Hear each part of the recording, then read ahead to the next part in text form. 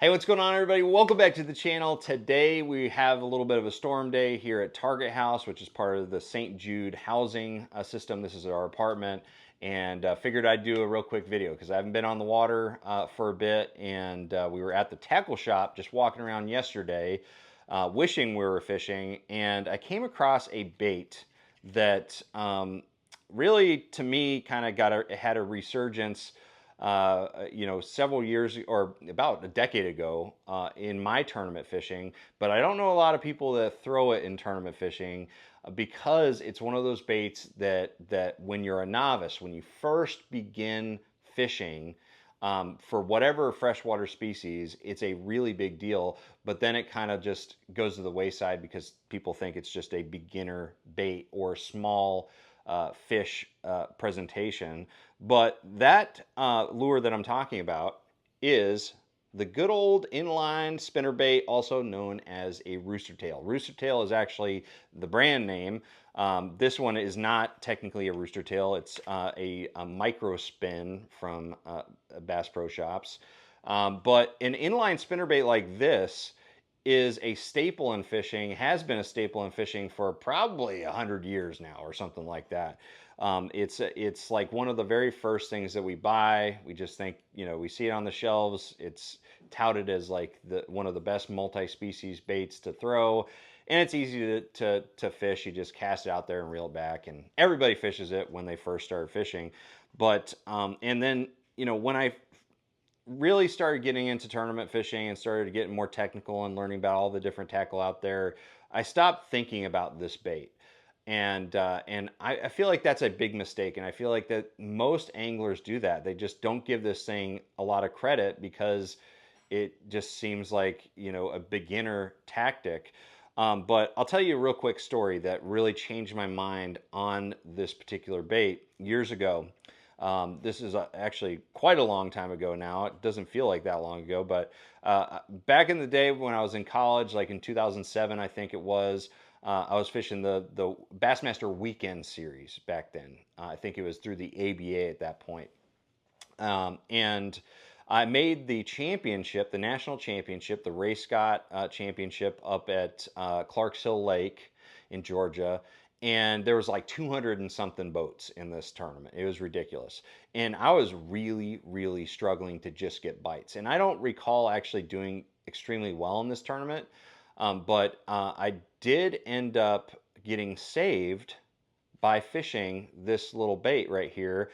And essentially what was going on was I tried to find a pattern elsewhere on the lake. I was really struggling. And I think it was like the final day that I was fishing. I pulled into this creek that was kind of a spring-fed creek nearby Wildwood Ramp, where we were launching from, and it was kind of like the last second heroics, the last day heroics.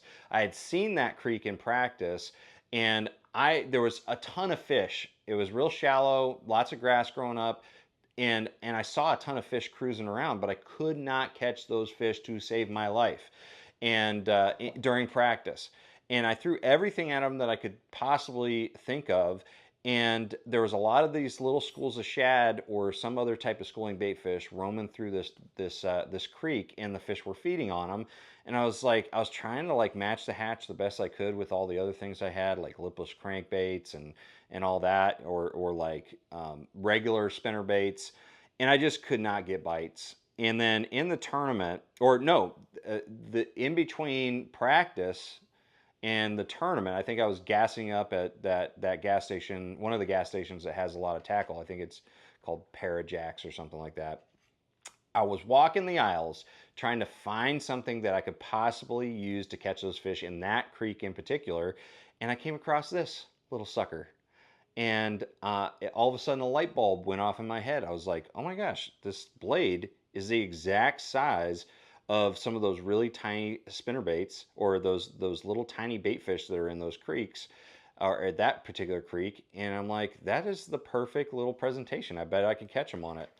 And sure enough, I'm struggling during the tournament, and I don't think I have anything. And then I end up going back to that creek, tie on a little rooster tail like this, and start obliterating them. Not like big fish, but I caught a lot of fish, and I think at least a few keepers back there. So like all of the fish that I weighed for that day, I think I caught on the rooster tail, and it was, it turned my tournament into a complete failure into, I'm proud of myself for adjusting. I didn't get a check or anything like that, but it just taught me that this category of bait is still viable.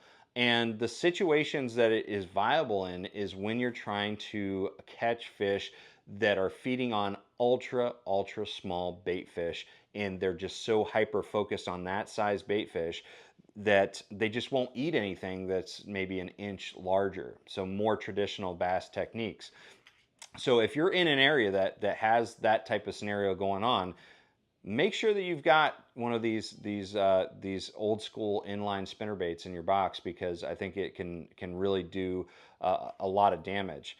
The thing I will say, one of the reasons why these spinner baits really have lost favor for tournament anglers specifically, or more advanced anglers, is the fact that their components generally aren't very good. I'm actually pretty impressed by the tournament microspin series. But usually the hook on a lot of these is really bad. The stock hook is terrible. They're just not good quality, not very sharp. And they also are usually attached straight to the wire itself, that runs through the body of the bait. And so one thing that I would suggest, and this one actually has the split ring on it out of the package, which I'm really stoked on. I would suggest, first off, taking that old, stock hook off that's terrible, and putting on a small, similar sized treble hook, premium treble hook, something like a Hayabusa TBL 930 or something like that, and fishing it with that. But make sure that you have a split ring, a small split ring like this one has, in between the wire and the hook. That way you have a lot of swinging action. It's really going to allow you to have a better landing percentage overall. The next modification that I would suggest that you guys do is adding some type of barrel swivel onto the front. Or another really good option, I think, is actually even better than adding a whole other piece of terminal tackle to the nose here, is actually tying a barrel swivel maybe a foot up the leader. So you kind of have like almost a Carolina rig situation where you've got a leader, a foot long leader. It can be the same pound test, and I'm using spinning gear with this, by the way, and usually light line, like 8 or 10 pound test. So have that leader material go to about a foot up, and then tie barrel swivel onto that, and then tie your main line off of that barrel swivel. That way you're not going to get as many twists, because this bait is known for just causing some catastrophic twisting on your line. But by doing that, the bait itself isn't like growing in size. You have that twist, that swivel up the line, so it's just not adding to the size of the bait and the bulk and just all that stuff.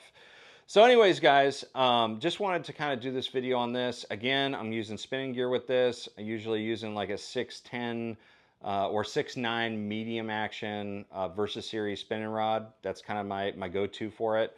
And usually just using, fluorocarbon leader with it, that sort of thing. But don't forget about inline spinner baits. Even in the most high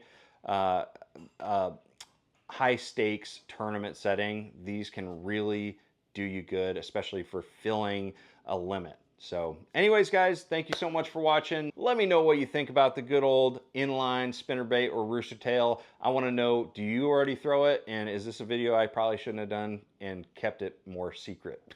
I want to know what your opinion is. So thank you guys for watching. Make sure you like, share, subscribe, and I'm going to see you out on the water. Trust the process.